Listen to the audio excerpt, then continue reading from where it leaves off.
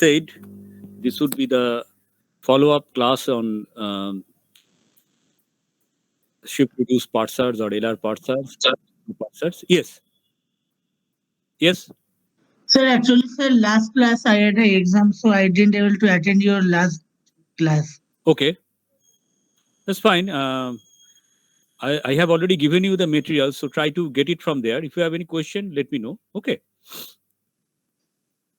Sir বলছি অনলাইনে মানে ল্যাব ক্লাসে কি আপনি ডাউট ক্লিয়ারিং কিছু করবেন মানে এর পরের উইকগুলোতে ওখানে তো আর ফিজিক্যাল ল্যাব তো আর হবে না না আর কোনো ল্যাব ক্লাস হবে না মানে ডাউট ক্লিয়ারিং এর জন্য কোনো প্রভিশন নেই ঠিক আছে ঠিক আছে thank you we'll have only online classes for theory only. I'll be giving you for lab, I will be giving you a project for each of the body group that is going to come next week. Okay. So you will get some detailed instructions there itself.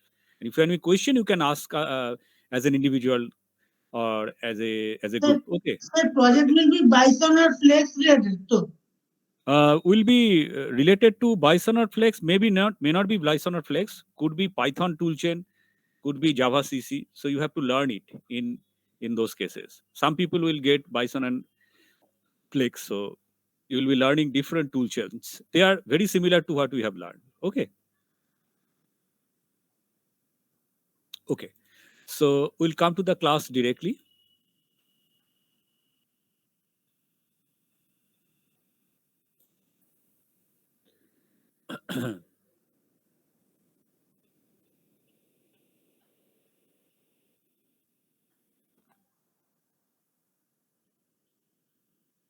So all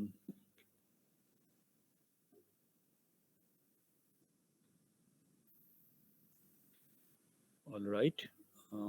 So what we have done in last class is that we have used the concept of items. As you can see, what is an item? Item means you have a production rule and the dot is in some place on the right hand side. So that tells you basically how much you have seen in the string to be reduced. Okay. So it can be dot xyz or x dot yz like that. If the production is A producing epsilon, then the item is A producing dot. From there, we have gone to the concept of augmented grammar, where we have a new starting symbol S prime, which is producing the old starting symbol S. So that rule is added. S prime producing S. Why? It will be clear very soon. Then we have talked about the closure operation. We talked about the go-to operation, and this was our grammar.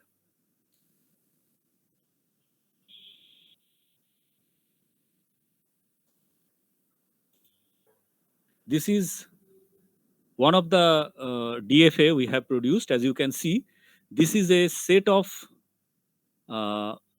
this is a collection of set of items, and this corresponds to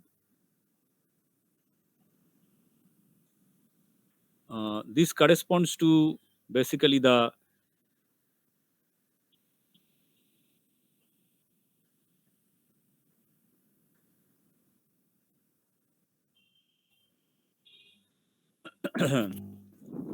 the grammar we are talking about, that is this grammar.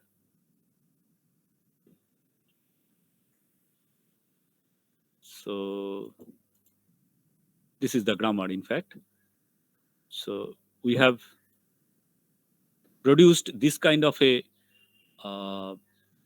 collection of set of items, and we have also produced the corresponding DFA. So this kind of looks like this if you really look at the diagram closely that we have constructed. So let me open up that diagram from the OpenBoard utility.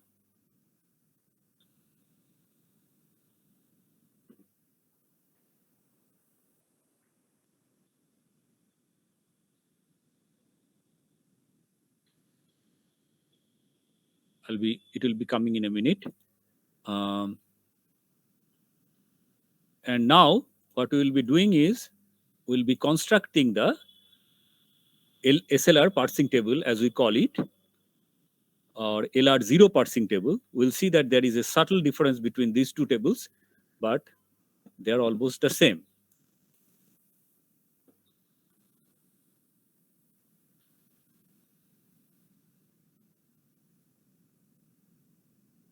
Okay. So we have our item here. Let me share my screen.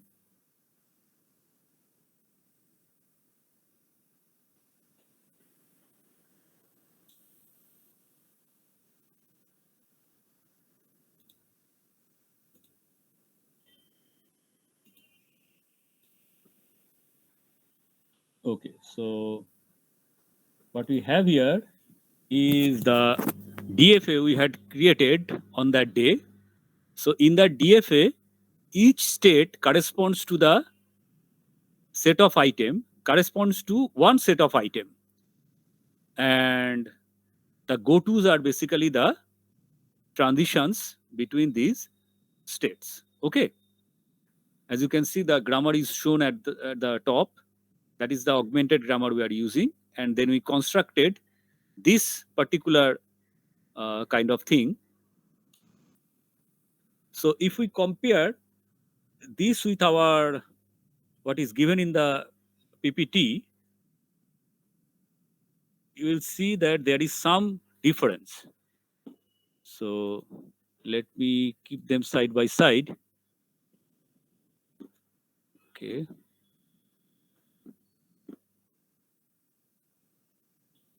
And it will be interesting to note which one is different.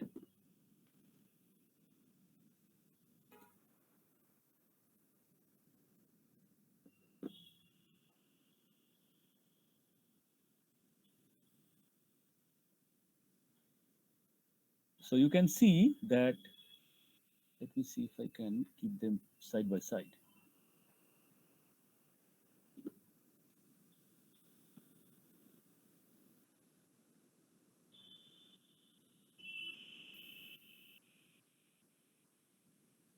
No, it's not possible. Okay. In that case,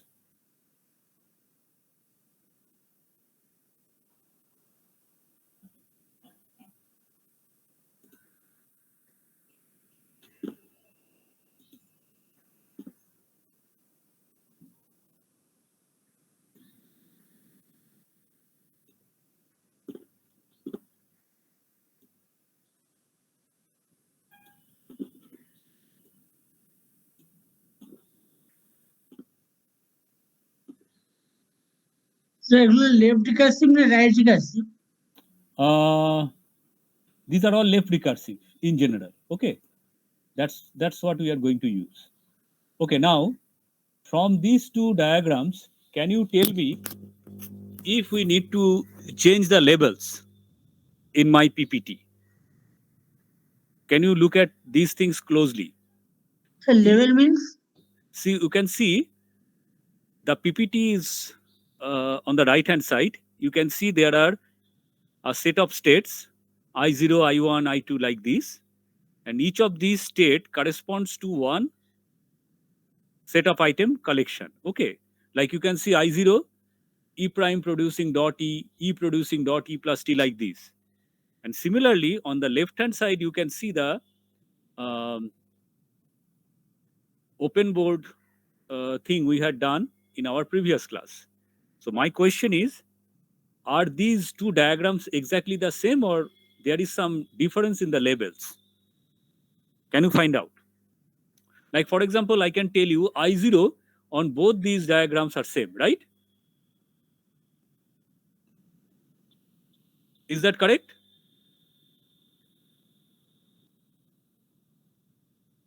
Is that correct?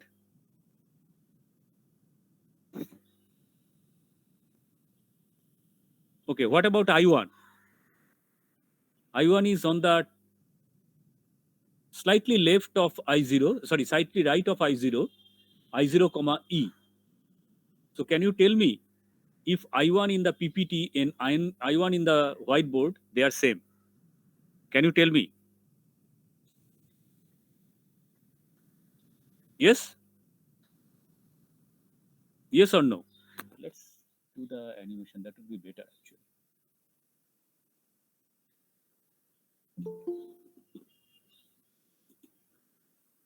So I0 and this I0 are same, as you can see.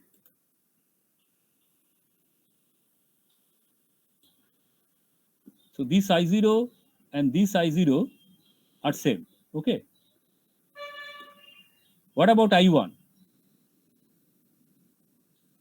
This is I1 here, right here.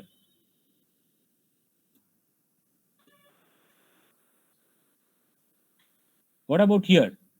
This is I1. Do they look same?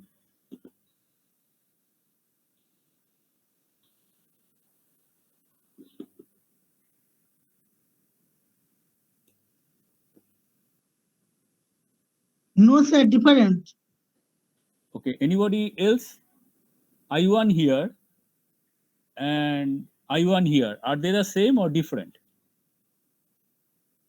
I can see here I1 has E prime producing E dot and E producing E dot plus T. And here it is the same. E prime producing E dot and E producing. Okay, so I0 and I1 same. Very good. What about I2? I2 is E producing T dot and T producing T dot star F. What is I2 here? Same thing. Okay. So I2 is same. What about I3? I3 F dot, and here it is T producing F dot. Fine. What about I4? Okay, I4 is different. As you can see, I4 here is something, and I5 is basically I4 is basically I5 here. Yeah, so this should be actually I5, and this should be I. Yeah, I5 should be I4. Okay, but we can continue like this. So what we will do is we'll make a note of it that this is I5 and this is I4. We'll just note it. So 4 and 5 are changed. Okay. What about I6? E producing E dot plus T. So I6 is same, right? See, I6 looks same. This is fine. What about I7? I7 T producing T star dot F. Right. I7 is same. What about I8? Oops. So I8 here is F producing open parenthesis E dot. Yes, same. I8 is same. What about I9? E producing E plus T dot. Yes. So I9 is same. I10, 10, let me check.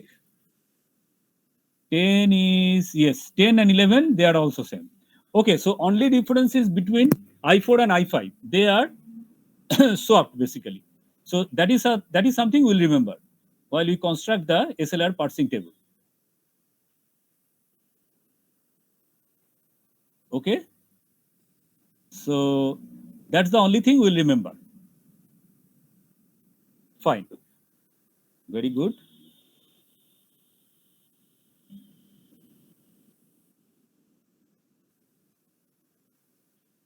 It is being swapped. Okay. Everything else. Yeah, that doesn't really matter because it is your choice. It's not that it has to be exactly same as what is given in the book. This is from the book actually. So we have constructed the same DFA, but the labels are different. That's okay, no problem. We'll change the labels accordingly. Okay.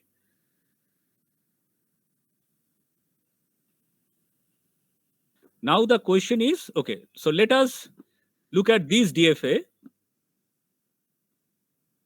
So this DFA will be almost the same. We'll just keep a note that instead of 4, it will be 5, and instead of 5, it will be 4. Okay, this is the only difference. Okay, so we'll just rename those labels. Please note this. So you can see from here, this exactly corresponds to this thing. So from I0, if you get E, you go to I1. So I0, if you get E, you go to I1. In I1, if you get plus, it goes to I6. As you can see from in I1, if you get plus, it goes to I6. So this is exactly the DFA part of the PDA. Okay. As I said, DFA, the PDA, a PDA is nothing but DFA and stack. So you first have to construct the DFA. This is what we have done. And how to construct the DFA? Essentially, you have to identify the states and the transitions. So the states are identified as a set of item. We have already defined what is a set of item. So in a set of item, we'll start with one of the starting grammatical production with the dot in some place and then apply closure onto it. So that is how you create the states. So each state in this DFA is nothing but a set of items.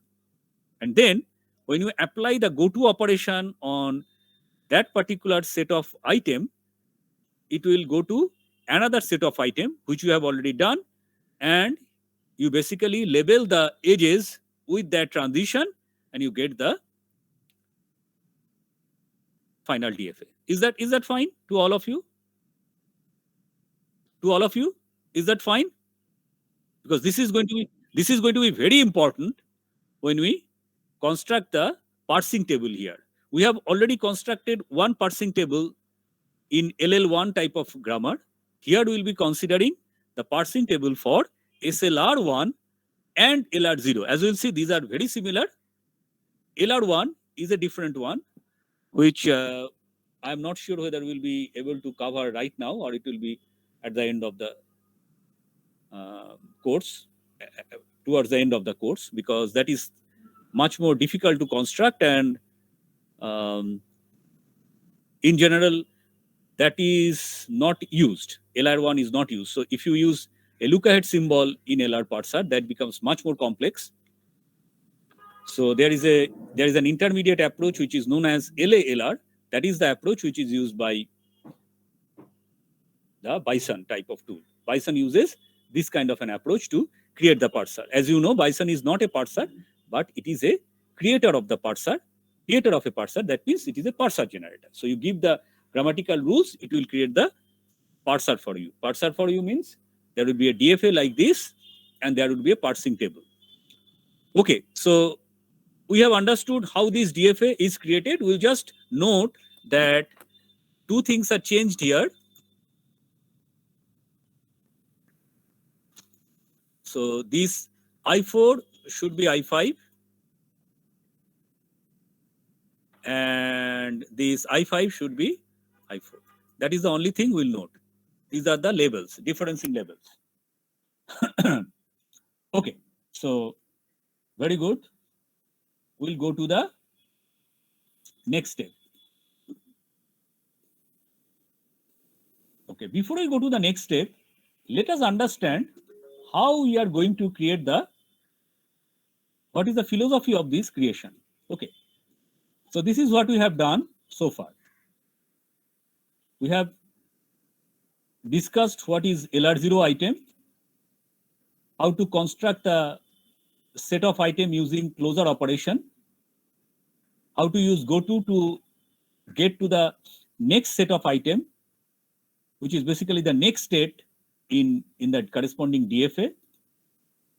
This is how we have created the collection of set of items for the whole grammar.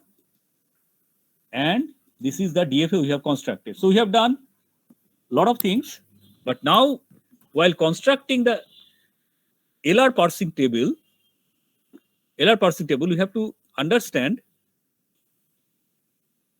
why we are doing it. Okay. So let us understand what is known by a valid item. So look at this, A producing beta 1 dot beta 2. Suppose this is an item. Okay. Now we'll define something called valid item. So when is an item valid? What do you mean by an item being valid? That is important. So let us look at this sentential form. This is the rightmost derivation, S producing alpha A beta. And you can see that the rule is A producing beta 1, beta 2. So that means in the right sentential form, the next step is S producing alpha beta 1, beta 2, B. I'm sorry. It should be beta. It's not B. It should be beta. Okay. So, it's a mistake. Okay. So this is the rightmost sentential form. Assume that beta is consisting entirely of terminals. So A is the rightmost non-terminal, and you have to expand A by beta 1, beta 2 in the rightmost derivation case. Now, when you do the opposite, that means you are trying to reduce from alpha beta 1, beta 2, beta to alpha A beta. That is how you will do, right? In case of LR kind of parser, the ones we are talking about, we have to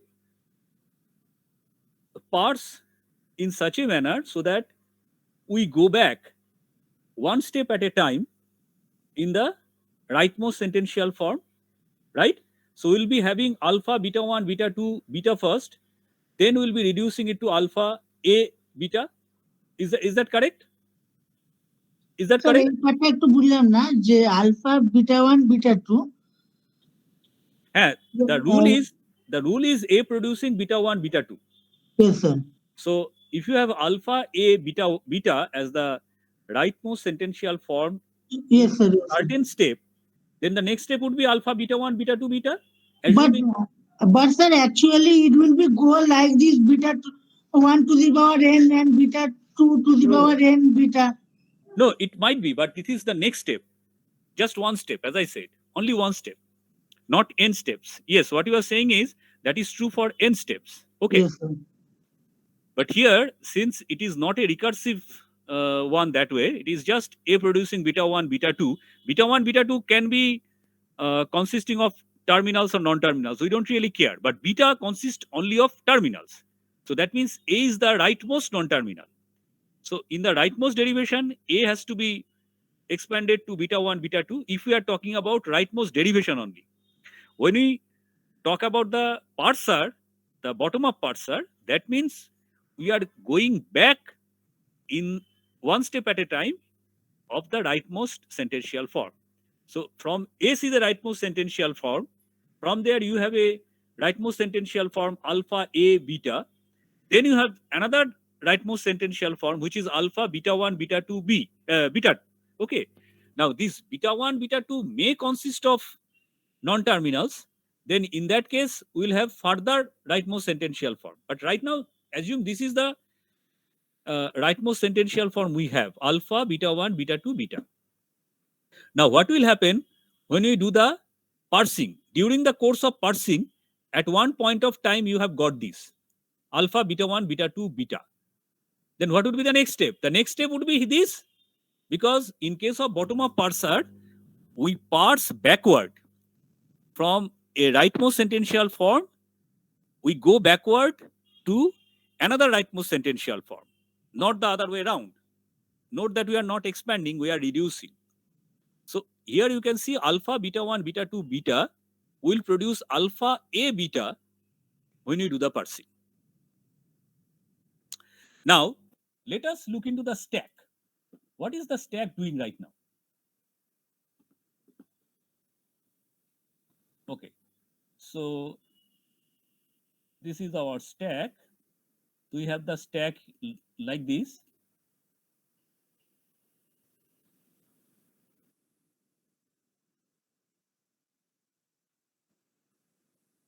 We have the stack like this.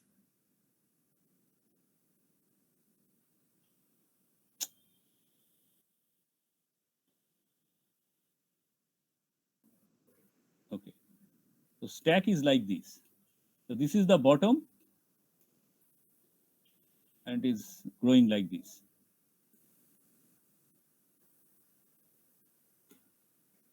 So now we have a string which is alpha, beta 1, beta 2, beta. This is the rightmost sentential form we have at this point. And next step would be alpha, A, beta. This much we have already seen. So we have to go from here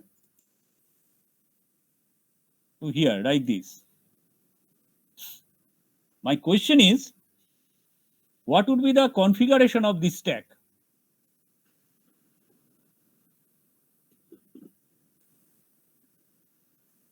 How will it be on the stack? Can you tell me?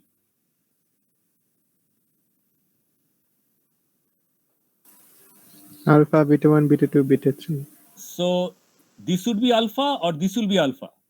Alpha should be at the top. This is top and this is bottom. So alpha should be here or here? At the top or at the bottom? So can you tell bottom. me? So this is one thing. Alpha, beta 1, beta 2, beta. Okay.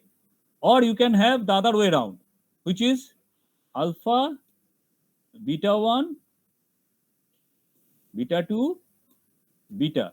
My question is, when you are doing the parsing, at some point of time, you will have the stack. What would be the configuration? The one I have put or the right side one? Somebody said alpha should be at the bottom, like the right one. Is that the one you're talking about? Like, for example. Yes, sir. I'm talking about the right one. Okay. Do you all agree? It's very interesting. Is this the one or this is the one? Which one is right? This one is right? This one is right or this one is right? Okay. Now, let us look into the next step. So what would be the next step? The next step would be that we'll get alpha A beta. Okay. We'll be getting alpha A beta in the next step. Okay. Now, let us go back to our presentation. I'll come to that. What would be the right one?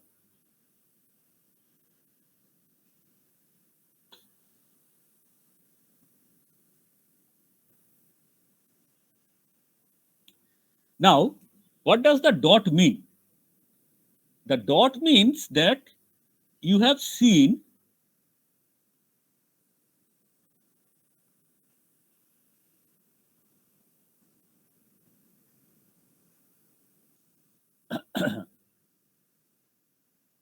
okay, let us go back to the concept of viable prefix again. That will be helpful to us. Okay. So I promise to come back with viable prefixes.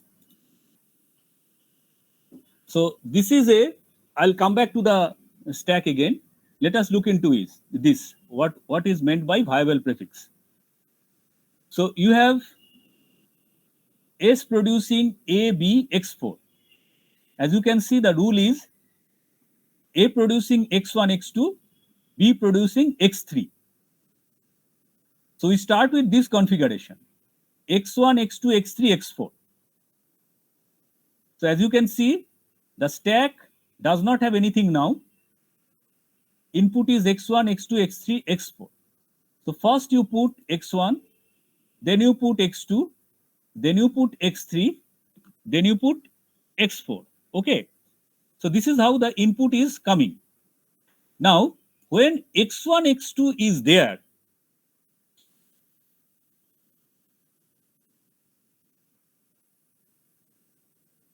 when X1, X2 is there,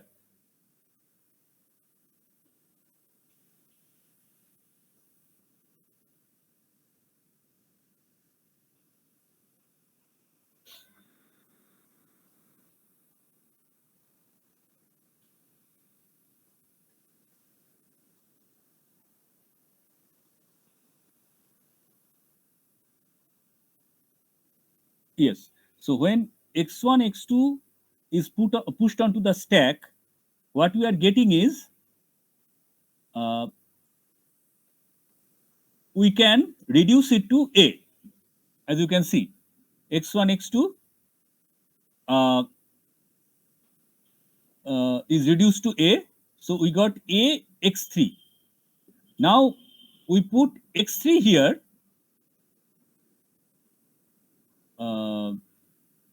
And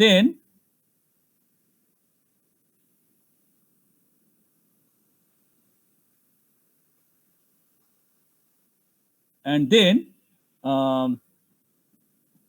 we reduce x3 to B. So AB will be on the stack top, and then we can bring in x4, and then we'll be reducing it to S. Okay. This is the concept of viable prefixes. So I remember saying you this thing, that viable prefix is a prefix of a right sentential form that does not continue past the right end of the rightmost handle of that sentential form. For example, you can see that x1, x2 is there. Now, after that, so x1, x2 is a handle of A. Now, if you add x3, you will see that A is already, x1, x2 is already reduced to A. So, you will never get x1, x2, x3 on the stack top. This is quite intuitive, because the moment we have a handle, we first reduce it before we go on adding more and more symbols to the right of the handle. Okay, please note this. So viable prefix has this kind of a property, which was part of the definition, is that viable prefix is a prefix of a right sentential form that does not continue past the right end of the rightmost handle of that sentential form. Okay. So once you have a handle like A producing x1, x2, that is a handle. Once you have that, first you have to reduce first, and then only you can add x3. Okay, that is the point. So this was a very important property of viable prefix. Now, if we go back to our discussion here,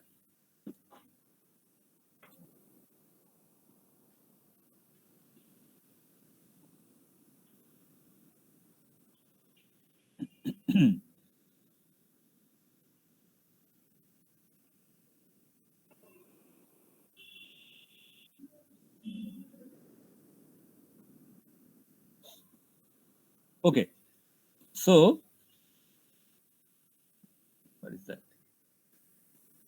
Yeah, so here we have alpha, beta 1, beta 2, beta. This is the sentential form we have, and we want to basically go backward and produce alpha, A, beta. Now the question is, how is alpha, beta 1, beta 2, beta will be organized? Okay. So here we are. So now look at the left consideration. So left consideration says that, the left configuration, which is for the symbols organized as this way: beta is at the bottom, then beta 2, then beta 1, then alpha. Okay. So here we have,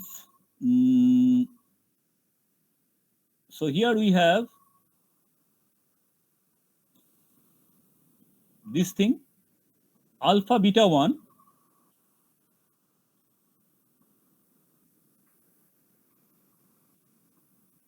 Okay, and our item was A producing beta 1 dot beta 2. This was our item. That means we have seen beta 1, and now we'll be seeing whether beta 2 follows or not. That is the point. Okay.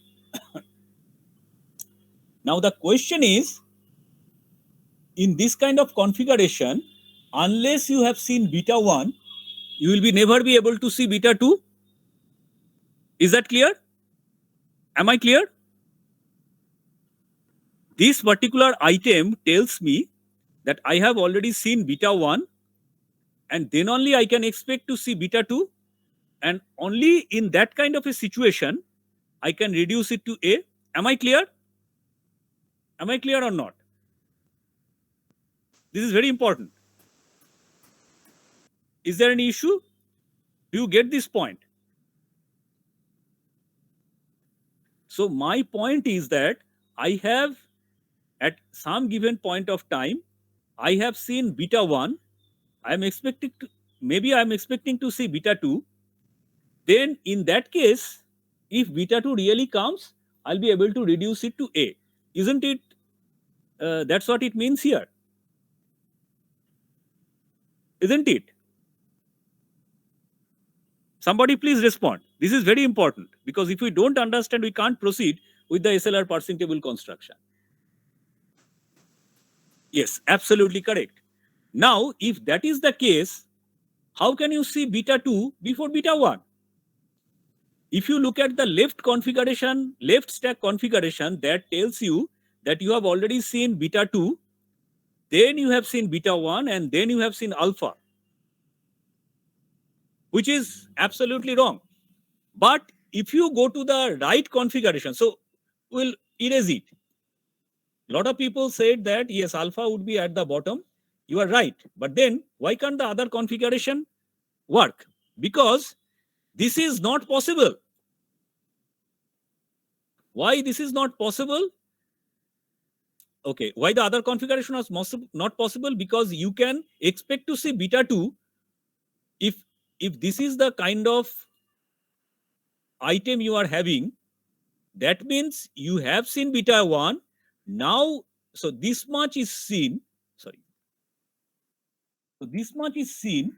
Alpha beta 1 is seen. And now you might be expecting to see beta 2 to apply this item. That's where the item validity will come into picture. So that means alpha beta 1 is already seen. So of course, they have to be on the stack like this. First alpha, then beta 1. Then you might be expecting to see beta 2. Now the question is, what do we do in such a case? So that means alpha beta 1 is a valid prefix. So alpha beta 1 will be on the top of the stack. As I said, this is understood now. So alpha beta 1 is a valid prefix, viable prefix rather, because as we have defined in case of viable prefix, if you remember, what was the property? At any point of time, the stack contains, okay, sorry, this one.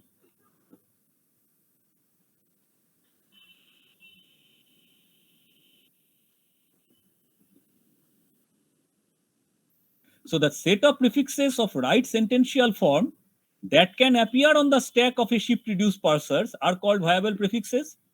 So alpha beta 1 appears on the stack, and that means we can say this is a viable prefix.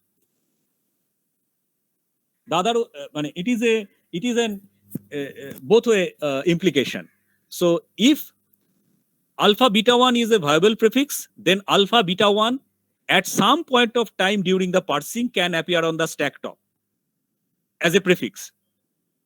Similarly, if alpha beta 1 appears on the stack top at some point of time during the parsing process, as we have done just now, then alpha beta 1 is a viable prefix.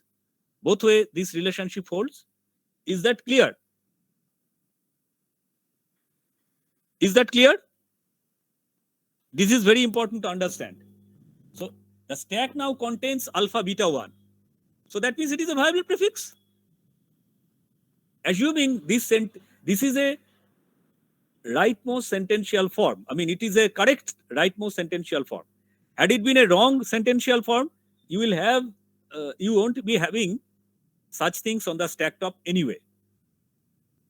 So if this is a good assumption that alpha beta 1 is a viable prefix, and we have the item A producing beta 1 dot beta 2, then we say A producing beta 1 dot beta 2 is a valid item for the viable prefix alpha beta 1. So you cannot always have the valid item beta 1 dot beta 2. Only if you have alpha beta 1 as the viable prefix, then only you can say beta 1, A producing beta 1 dot beta 2 is a valid item. That means if you have the viable prefix alpha beta 1, you might be expecting to see beta 2 now, and then you can reduce beta 1 and beta 2 using the reduction A producing beta 1, beta 2. So every viable prefix is associated with a valid item, but we'll see it is not a two-way relationship. So even if you have a valid item, doesn't mean that it is associated with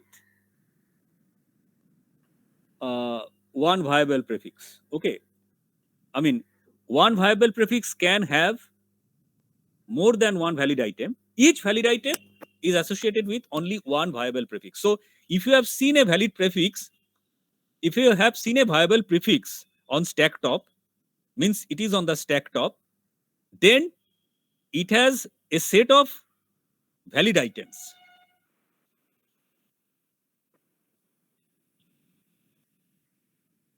I'm sorry, the other way around. So if you have, yes, if you have a viable prefix, then it has a single valid item. But you will see that a valid item may be valid for a set of viable prefixes. I'm sorry, I just said the wrong thing. I wanted to mean that, but anyway, here is an example, as we'll see. Now, this viable prefix and valid item concept enable us to make the shift reduce decision. This is what is key to understanding in the process. So this is what I started to hammer in, that in case of bottom-up parser, the problem is how do you find out the substring which would be reduced to the earlier step? That is the biggest problem. So if you fix the concept of viable prefix, that means you see something on the stack top, and if you have a valid item corresponding to that viable prefix, then of course you can apply that valid item. How? Now the example follows. So suppose A producing beta 1 dot beta 2 is a valid item for the viable prefix alpha beta 1. So we see an input string alpha beta 1 beta 2 x. So current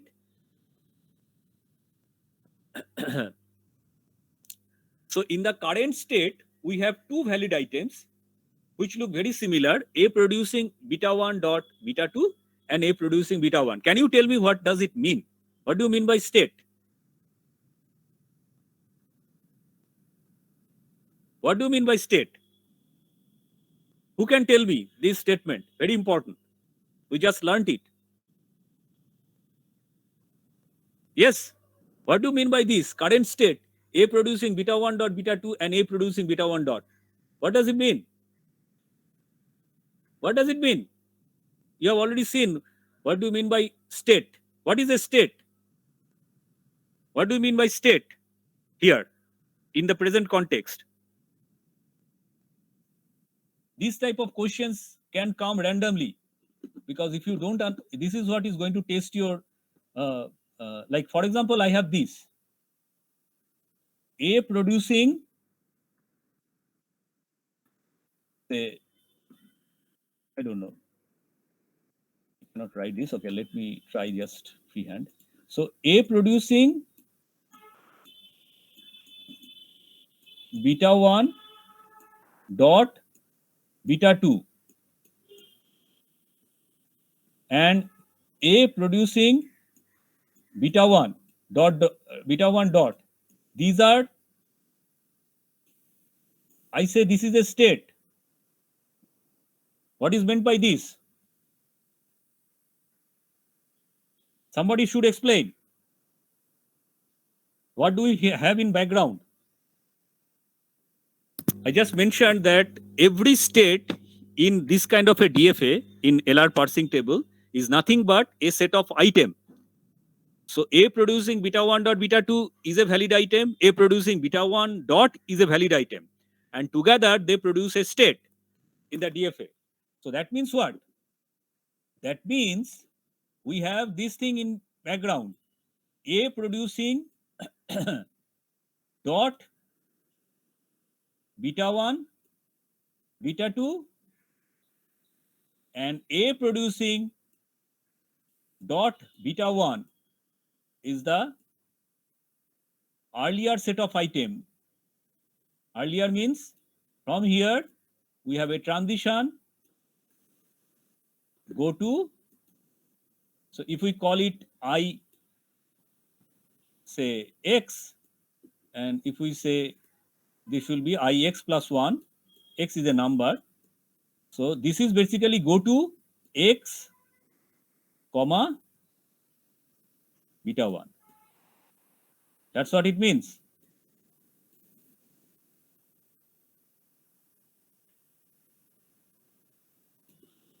So from ix, it goes to ix plus 1. Using the rule, go to x, comma, beta 1, or go to ix, comma, beta 1. So these are two states in the DFA where there is a production rule, A producing beta 1, beta 2, and A producing beta 1. Okay. So now, please remember all these things and try to understand also. So that means we have the current state which has two valid items, A producing beta 1 dot beta 2 and A producing beta 2. A producing beta 1 dot. Now, we should consider the stack configuration. Again, we go back to the same thing, alpha beta 1, and the input is beta 2 x. So this is where we have come back. So we have alpha beta 1, and then instead of beta, let us write it as x. That's what they are doing. So let's write it as x. So alpha beta 1 is already seen. It is on the stack top. And we have a valid item for this viable prefix alpha beta 1, which is nothing but A producing beta 1 dot beta 2. Now we are expecting to see beta 2. So let's see what happens. So the stack is having alpha beta 1.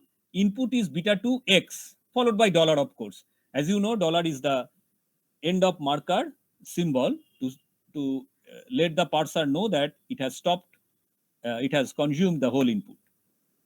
Now the question is, what should be the action? We have this, the stack consists of alpha beta 1, input is beta 2 x, and we have a current state where the valid items are A producing beta 1 dot beta 2 and A producing beta 1 dot. So now what we will do is, there are two cases. First is beta 2 is not epsilon. It will never produce an epsilon. So that means what?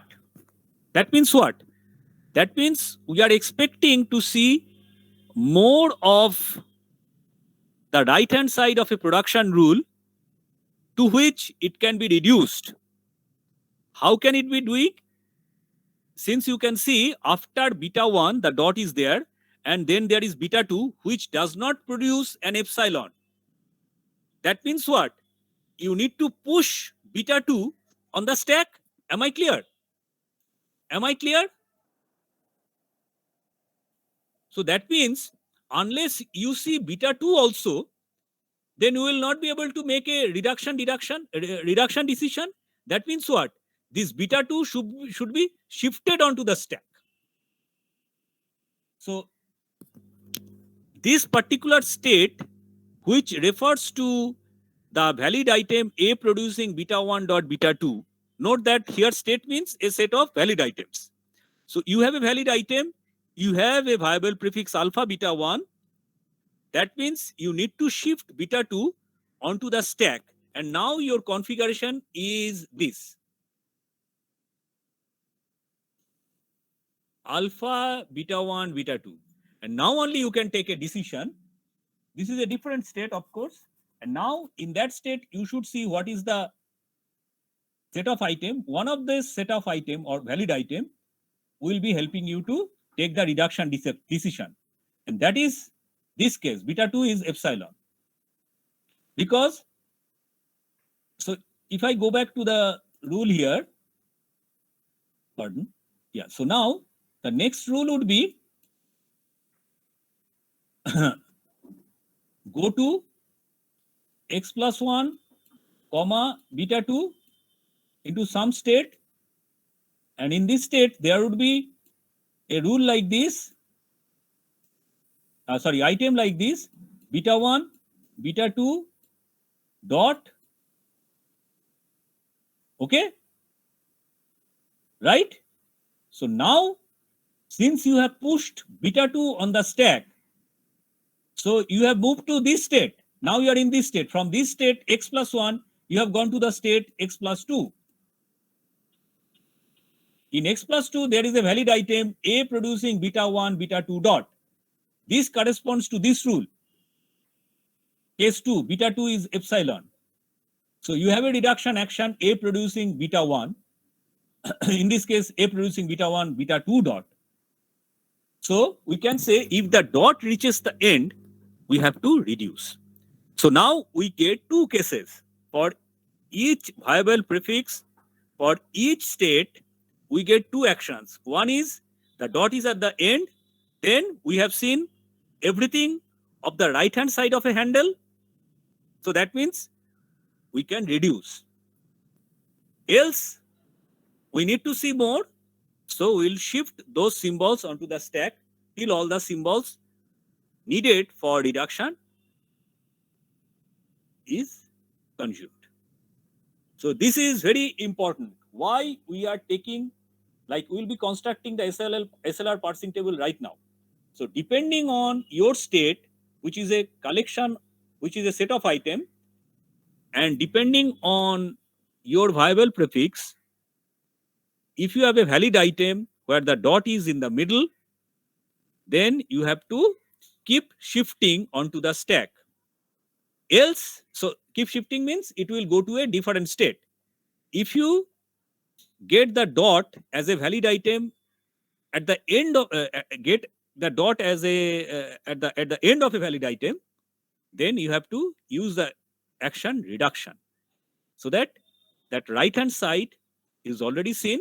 So you can now reduce it to the left hand side of that particular grammatical rule. That means this is how you keep on reducing the substring to go back to the first step in the rightmost derivation, which is the starting symbol. So you note that in the lab I had shown you some number 3, 5, 7 or something like that, and from there we constructed the parse tree. Now I did not really mention how I was choosing 3 or 5 or 7 to reduce.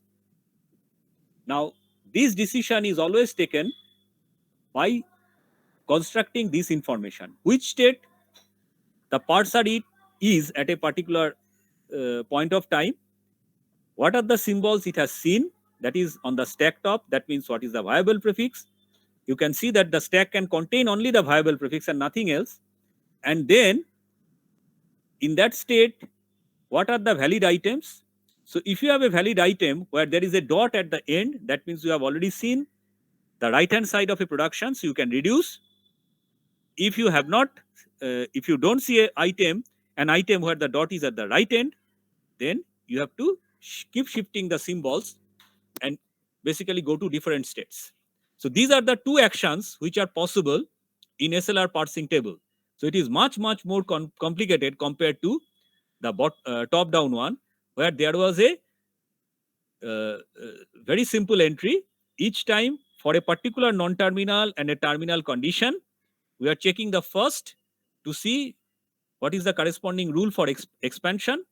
And there were certain things where there were some reductions as well, where the non-terminal symbol was basically reduced by an epsilon for the follow symbols. But here, as you can see, the concept of state has come, the concept of items have come, valid items have come.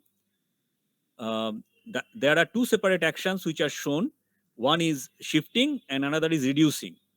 Now you can definitely see that beta 2 need not be a terminal. Beta 2 could be consisting of non-terminal and terminal. So shifting can happen for both terminal and non-terminal. This is also not possible in top-down parsing.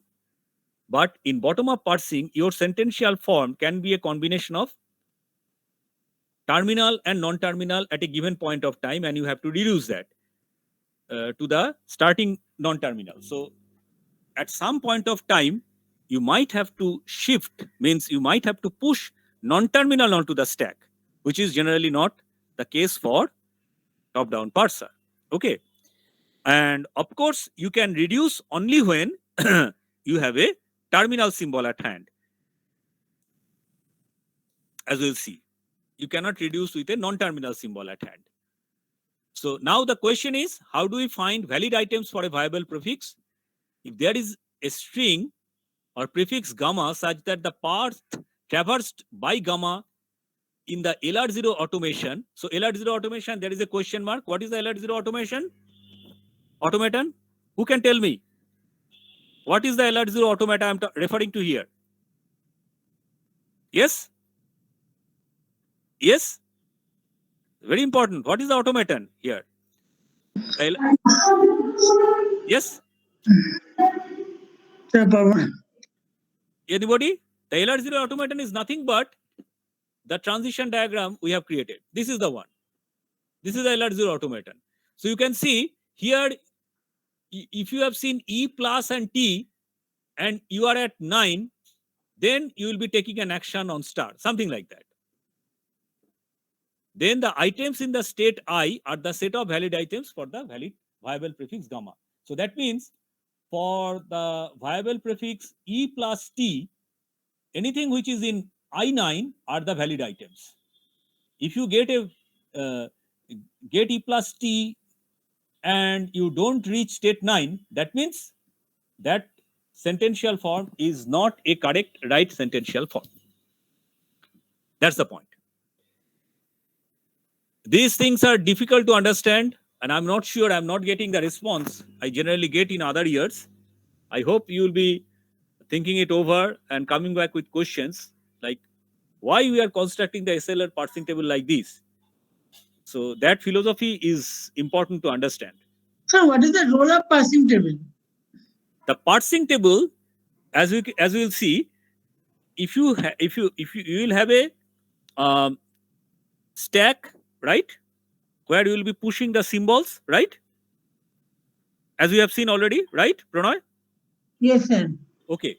So in case of this kind of parsing table, like SLR parsing table we are constructing, each state, each stack configuration corresponds to a state, and then whatever input comes, you have to take the decision whether to push that symbol onto the stack and go to a different state, or you have to reduce reduce some part of the string into the left hand side of the grammatical root. That means you have to reduce. So these decisions are there in the parsing table.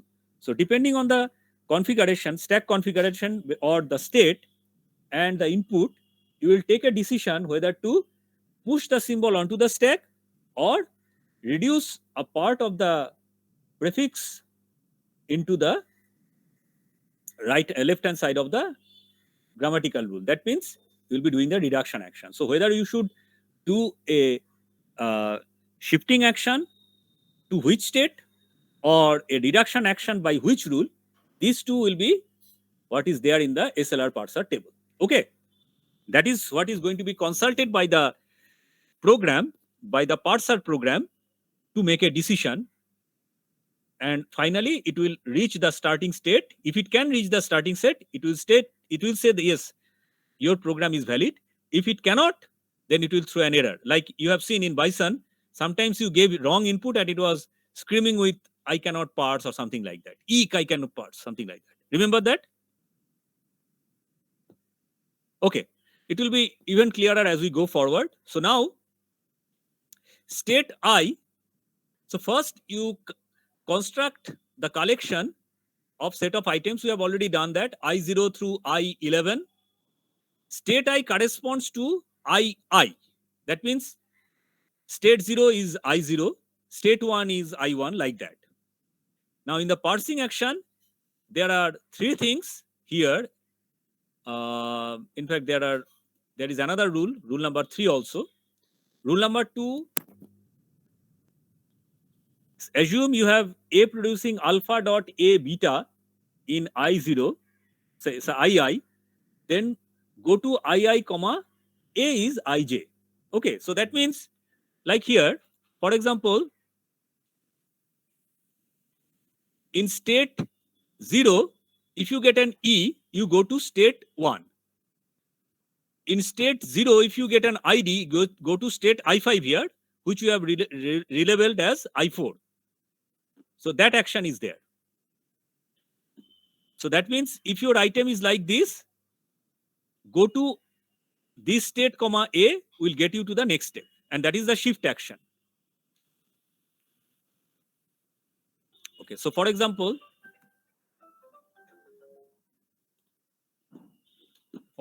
here you have E prime producing dot E, or say A producing dot ID.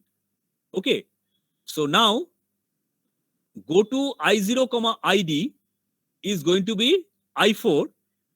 So in state 0, you can say if you get the symbol ID, then you should use the action S4. That's what it means. So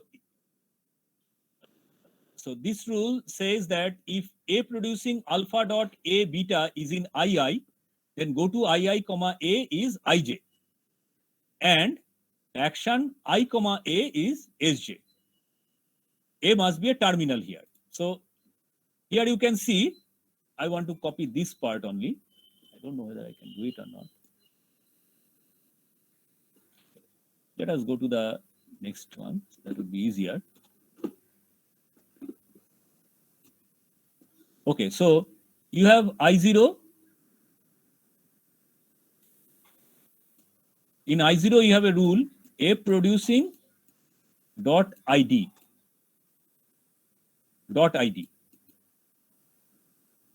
Okay, and you have I4, which has a rule, A producing ID dot. And what is the relationship between them? The relationship is that from I0 to I4, you can go to I0 comma ID. If this is the case, then you have a table like this. So you have a state here 0, and you have a symbol here ID. You will say S4. This is the corresponding rule. That means shift to state 4. Am I clear? Now, for example, here you have a rule, E prime producing dot E in I0. Okay. And you have a state I5 where you have E prime producing E dot. Remember, this rule is there, and there is a go to from I0 to I5 using E. So this is the rule number 3. So for terminal symbols, just a second.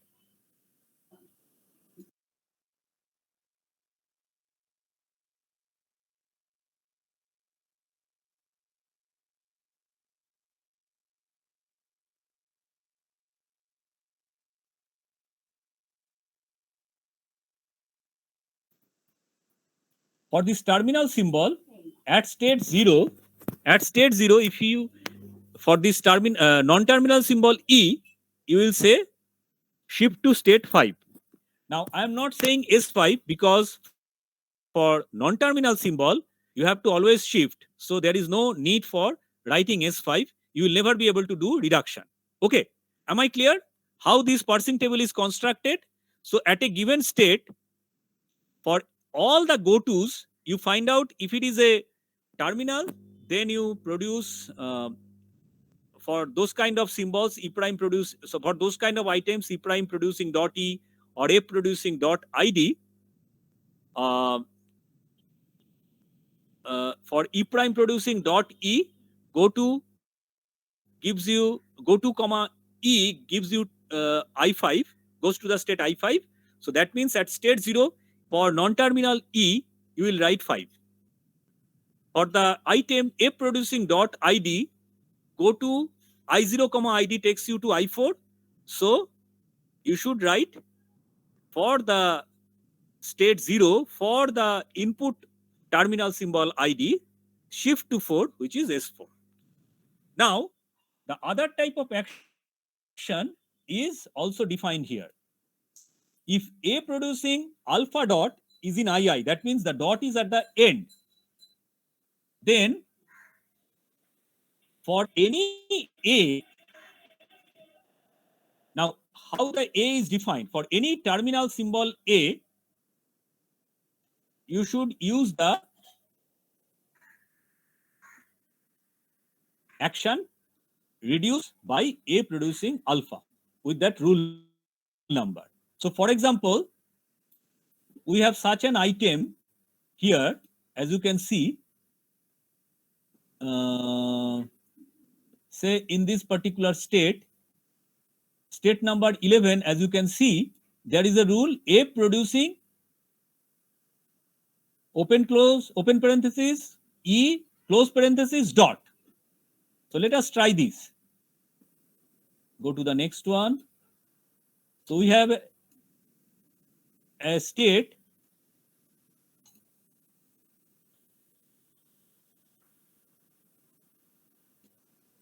this is state number I11. A producing open parenthesis, E close parenthesis dot. Okay, so this is a rule, and this is state number 11. So this is state number 11. So for any terminal symbol, say ID, in state number 11, you should say reduce by this rule. Now this rule should have a number. So if you go back to the grammars, like right here, you can see this is the grammar. So E prime producing E is a rule, E producing E plus 2 is the second rule, E producing T is the third rule, T producing T star 4 is the fourth rule, T producing 5 is the fifth rule, A producing open parenthesis E close parenthesis, that is the sixth rule. So you can say that this is rule number 7, rule number 6. Okay, so you can say this.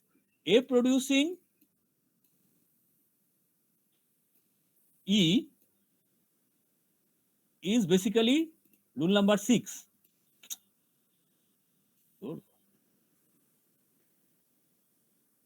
This is rule number 6. So in that case, you should write like this. Now, what are those IDs? What are those terminal symbols? Depending on the choice of the terminal symbols, you get two types of tables. One is known as LR0 or SLR1. The construction of the set of items, the DFA, everything is same.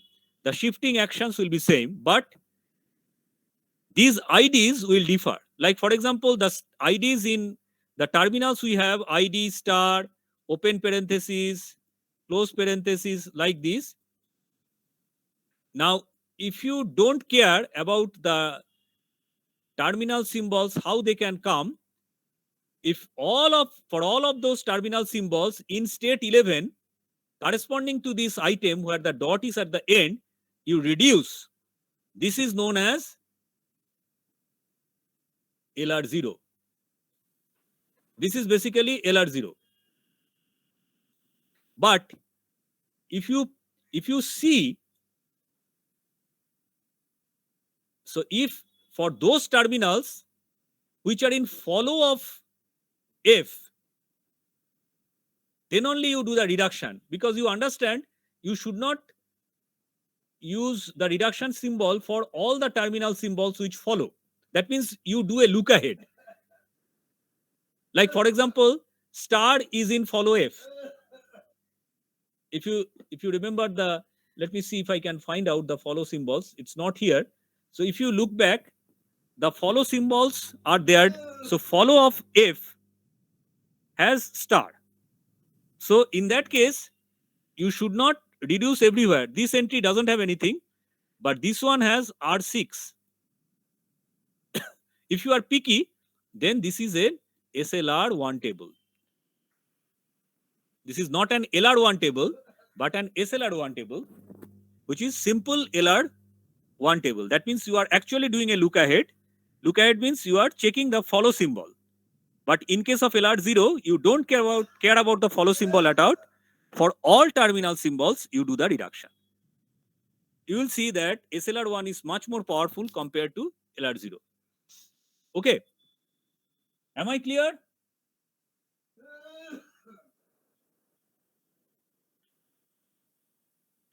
Am I clear?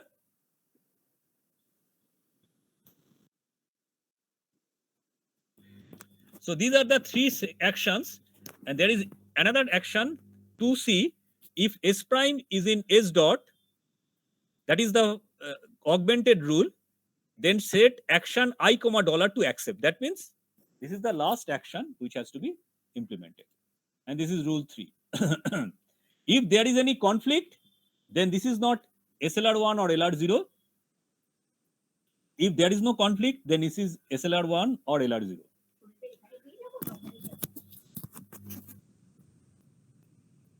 Okay. So since we have the automaton and the grammars as well, so what we can do is now we can start constructing the SLR1 parsing table to some extent. So tell me how many states we should have. How many states should we have?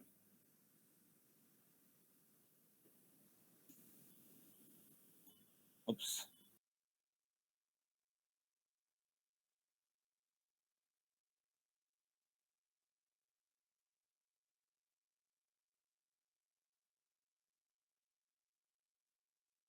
So we have to basically create 11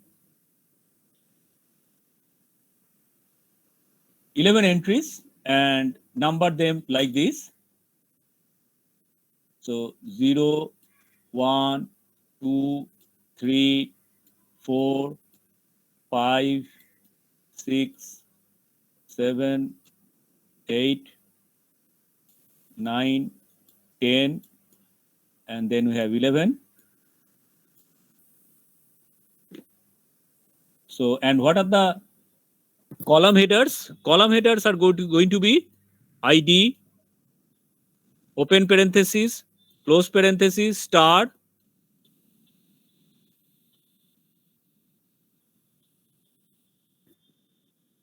plus, of course.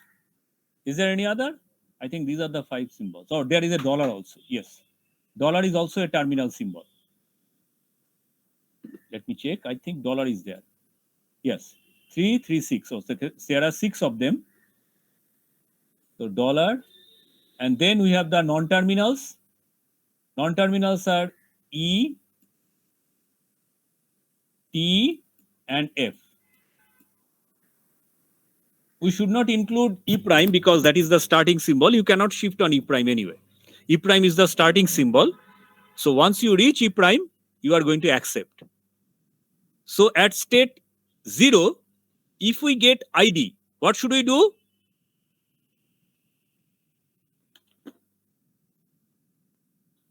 So at state 0, if we get ID, what should we do?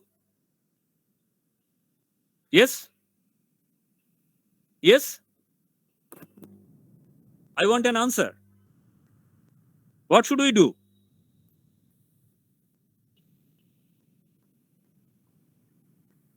there is a item a producing dot id in I0, and go to I0 comma id is I4. So we can always say at I0, if you get id, then you should shift to S4. Can you say this? Can you say this? Yes. Okay. Similarly, at state 0, if we get E, then we will be saying shift to state, was it 1? Let me see the document. This is the same we have done. So at state 0, if we get E, we go to state 1. So we should say this should be 1.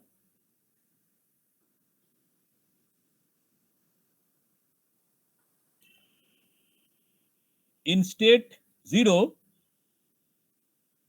we cannot, okay, we can get T, and then we should go to state 2. So we should say 2. In state 0, if we get F, we go to 3. So this should be 3. Okay.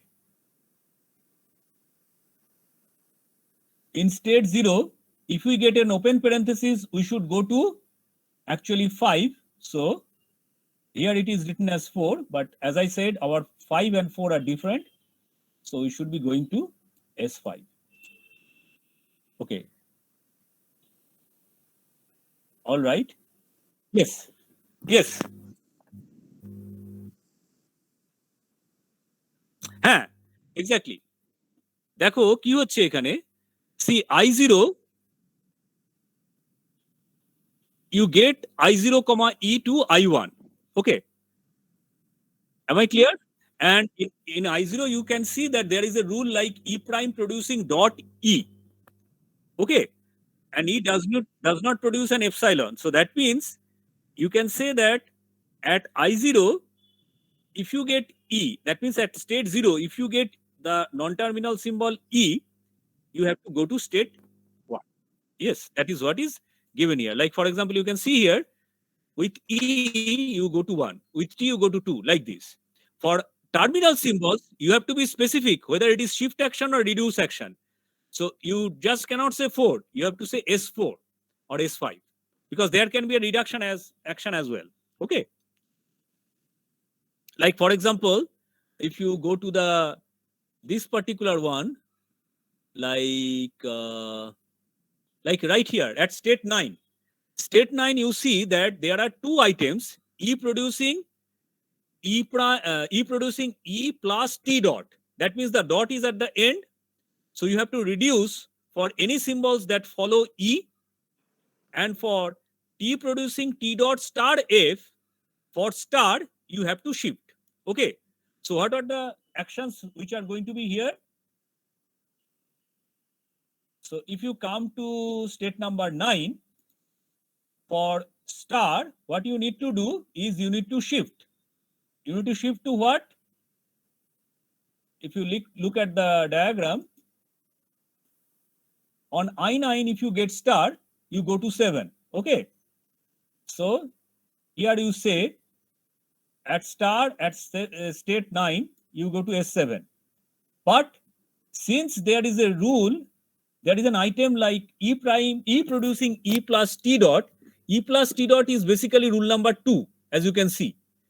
So in rule number 2, you have the item E producing E plus T dot, which is part of state 9.